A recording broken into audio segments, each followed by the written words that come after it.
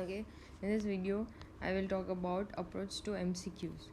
Okay, we all know there are nowadays in neet PG we are given 200 MCQs, and what is the time is 3.5 hours. Okay, so in 3.5 hours you need to solve 200 MCQs, so you can approximately you can give 1 minute for each MCQs. Okay, so they are giving clinical scenarios.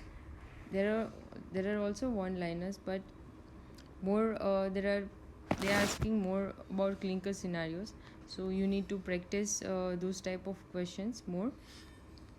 And what they are asking is they will ask about what is the treatment or what is the diagnosis and what is the next best step. Okay, they will ask best step.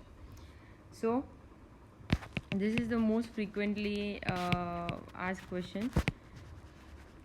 Next step. Okay, so this is just for example how to approach the MCQ during exams. Now first read the MCQ and read the 4 options. Okay, first, most common complication of partial transvaginal septum with pelvic pain, and the option given are tubovarian mass or endometriosis or dermoid cyst or thecal lutein cyst. Okay, now first of all rule out. Okay, what they are asking is there is a patient who has a partial transvaginal septum. So imagine this is the patient,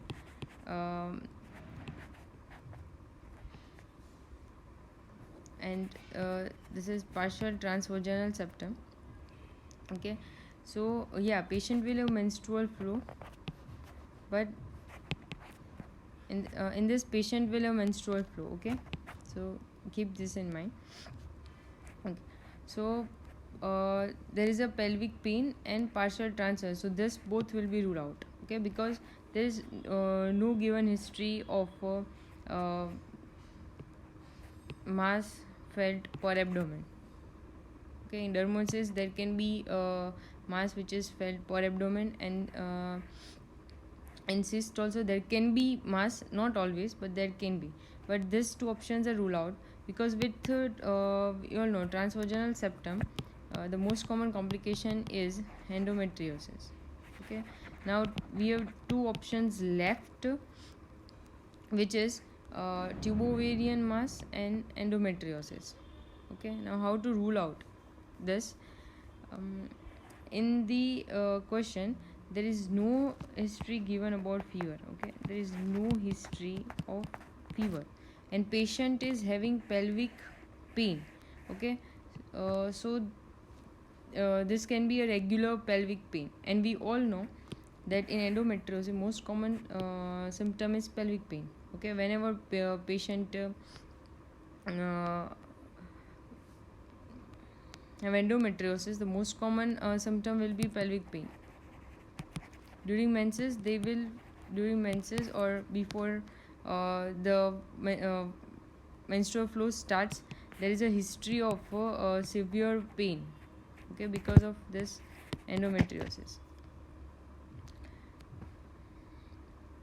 So again we rule out tubovarian mass, and the option left is endometriosis. Okay, and again they are asking most common complication. So we all know most common complication